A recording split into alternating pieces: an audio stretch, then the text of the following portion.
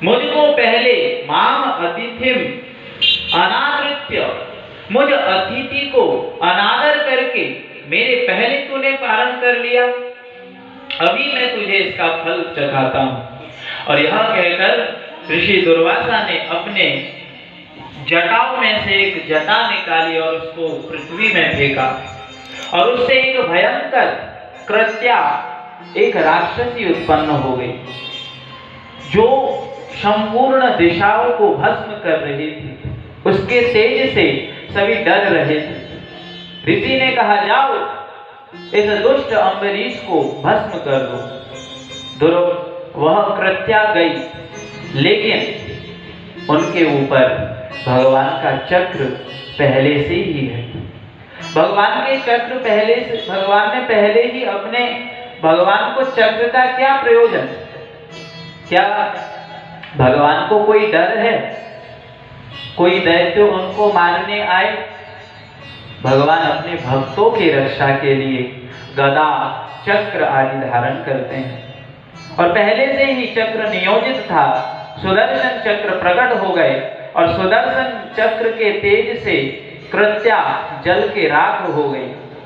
अब सुदर्शन चक्र अत्यंत क्रोधित हो गए, वे ऋषि दुर्वासा के पीछे भागे। दुर्वासा ऋषि डर गए, हाय अब मेरा क्या होगा?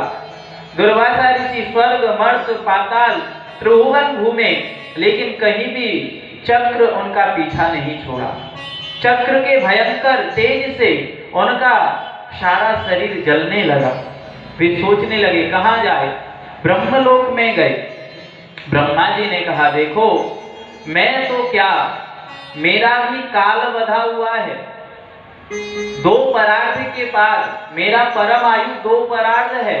उसके बाद भगवान के काल शक्ति से मुझे भी जाना पड़ता है। मैं तुम्हारी रक्षा नहीं कर सकता। उसके बाद दुर्वासा ऋषि भगवान शंकर के पास पहुंचे। भगवान शंकर ने कहा, देखो जिनका चक्र है तुम उन्हीं के पास जाओ। मैं तो क्या, मेरे जैसे हजारों शंकर, हजारों साधुओं के द्वारा मैं सदा ही उनके वश में रहता हूँ। साधुजन मेरी सेवा करके मुझसे कुछ मांगते नहीं।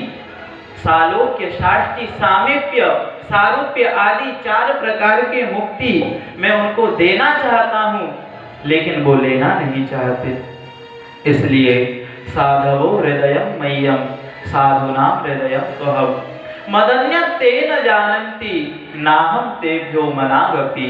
यहाँ पर भगवान ने कहा, साधु है कौन?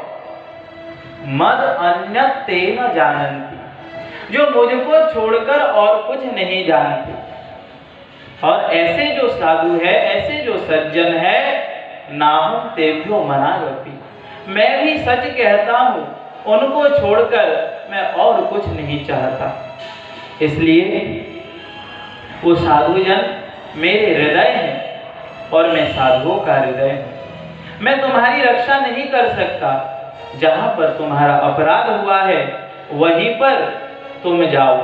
वही अम्बरीश अगर तुम्हें क्षमा करे वो ही कर सकते हैं।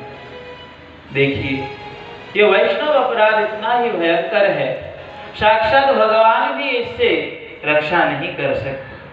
जिस वैष्णव के चरण में अपराध हुआ वहीं पर यह क्षमा होता है। भगवान स्वयं के, भगवान के दुर्वासा ऋषि कितने प्रभावशाली, ब्रह्मा जी के पास पहुंच गए, शंकर जी के पास पहुंच गए, भगवान के पास पहुंच गए। हम लोग तो उतने प्रभावशाली नहीं हैं। इसलिए संत अपराध, वैष्णव अपराध से सदा बचना चाहिए। अब ये दौड़ते दौड़ते पुनः, क्योंकि इनके पीछे सुदर्शन चक्र लगा है, अपने तेज से इनको जला रहे हैं और दौड़ते दौड़ते राजर्षि अम्बरीश के चरणों में पड़ गए।